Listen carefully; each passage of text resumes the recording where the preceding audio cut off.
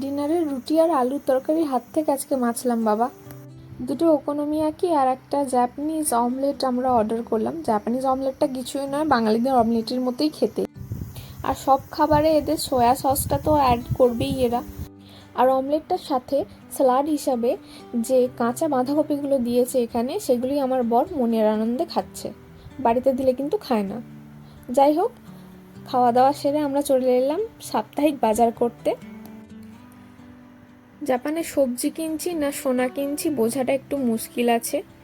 যাই হোক, সবজিপত্র তো সেরকম বাঙালিদের মনের মতো কিছু পাই না, শুধুমাত্র আলু, বাঁধাকপি, গাজর, বেগুন, ক্যাপসিকাম, ব্রকলি আর ঢ্যাঁড়স ছাড়া। আর একবার ডুমুরের ফুলের মতো লাউ পেয়েছিলাম, সরি ওটা লাউ ছিল না, ওটা ছিল চাল কুমড়ো। আর ওখানে আমার বর মাছ, মাংস, ডিম এসব কিনছে, যেগুলো এখানে খুব ভালো খায়ও। তারপর এসব কেনাকাটিগুলো চললাম আমরা বিলিং কাউন্টারের দিকে।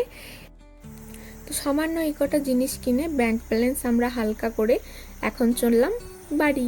টাটা।